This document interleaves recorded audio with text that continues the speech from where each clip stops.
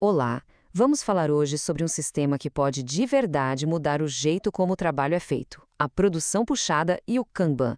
Se a meta é parar de perder tempo e aumentar a eficiência, essa é a conversa que a gente precisa ter. É uma pergunta que vale a pena fazer, né? Parece que estamos sempre correndo, sempre ocupados. Mas no fim do dia, muito do que fazemos acaba empilhado, esperando a próxima etapa. Essa sensação de correria improdutiva é super comum, e a raiz do problema está num sistema que a maioria de nós usa sem nem perceber. E esse problema tem nome, viu? É o sistema de produção empurrada. É o jeito padrão como muitas empresas e equipes operam, muitas vezes sem se dar conta do caos que ele acaba gerando. Vamos entender direitinho como ele funciona e por que ele é a fonte de tantos gargalos. Então, no sistema empurrado, tudo gira em torno de previsões. A gente tenta adivinhar o que o cliente vai querer lá na frente e aí produz em grandes lotes para supostamente se adiantar. O resultado disso, o trabalho é empurrado para a fase seguinte, não importa se ela está pronta para receber ou não. É exatamente aí que se criam aqueles estoques gigantes de trabalho em andamento. E aqui está o pulo do gato. Produzir mais do que o necessário ou antes da hora não é ser produtivo, é gerar desperdício. Esse excesso de produção, esse estoque todo, acaba escondendo um monte de outros problemas, como defeitos, gargalos, ineficiências. É como uma enchente que esconde as pedras no fundo do rio, sabe? Certo. Então, qual é a alternativa? É aqui que entra a filosofia puxada. É uma mudança de perspectiva mesmo, fundamental. A gente para de tentar adivinhar o futuro para começar a responder ao presente. A ideia é simples, mas muito poderosa. Nada é feito até que a próxima etapa do processo, o cliente, peça. O trabalho não é empurrado com base numa previsão. Ele é puxado por uma necessidade real e imediata.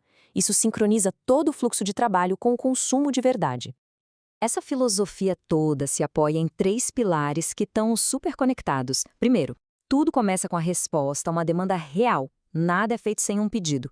Isso leva a gente a produzir sob demanda, onde o gatilho é o consumo real e não uma estimativa. E o resultado final, que é o mais importante, é que a superprodução é evitada na sua raiz, eliminando a principal fonte de desperdício do processo. Tá bom, a filosofia é ótima, mas como colocar isso em prática? É aí que entra uma ferramenta genial chamada Kanban. É ela que torna o sistema puxado uma coisa real, visível e que funciona.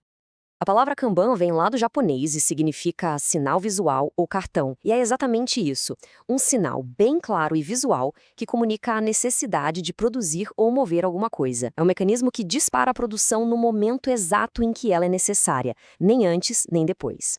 Agora, o que é mais legal aqui é essa analogia. Pensa numa prateleira do supermercado. Ninguém ali enche as prateleiras com base numa previsão de que, talvez alguém compre iogurte amanhã. Não, eles esperam o cliente pegar o iogurte e o espaço vazio que fica na prateleira vira o sinal visual para repor aquele item. Esse espaço vazio, ele é o Kanban. Simples e brilhante, né? Na prática, o Kanban serve para regular o fluxo.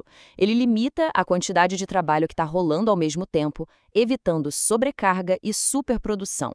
Um exemplo ótimo é o da farmácia de hospital. Umas divisórias coloridas sinalizam visualmente quando o estoque de um remédio está baixo. A cor vermelha funciona como um gatilho automático. Opa, é hora de repor. Mas para que o sistema funcione em harmonia total, não basta ter só o sinal. É preciso ter um ritmo, uma cadência. Vamos ver agora como é que o sistema puxado se conecta com as métricas de tempo. Existem 3 métricas de tempo que fazem tudo isso funcionar. Pensa no tempo TACT como a batida do coração do cliente. É o ritmo em que os pedidos chegam. Se um cliente compra um item a cada hora, o TACT time é de 1 hora. Já o lead time é a experiência completa, do momento em que o pedido é feito até a entrega.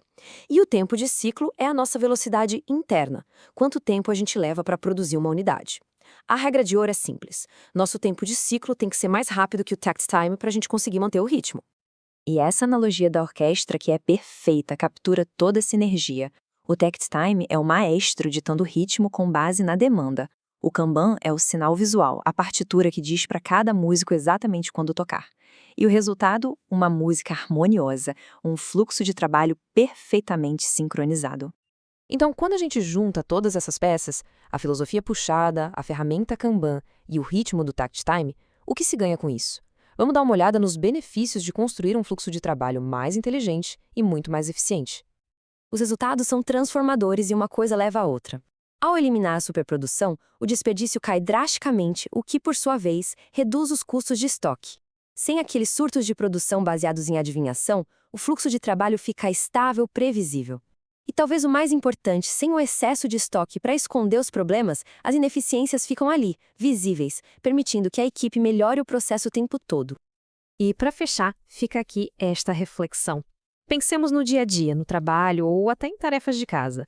Onde é que um simples sinal visual bem parecido com aquele espaço vazio na prateleira do supermercado poderia substituir previsões complexas e criar um fluxo muito mais simples e eficiente? A resposta, olha, pode ser bem surpreendente.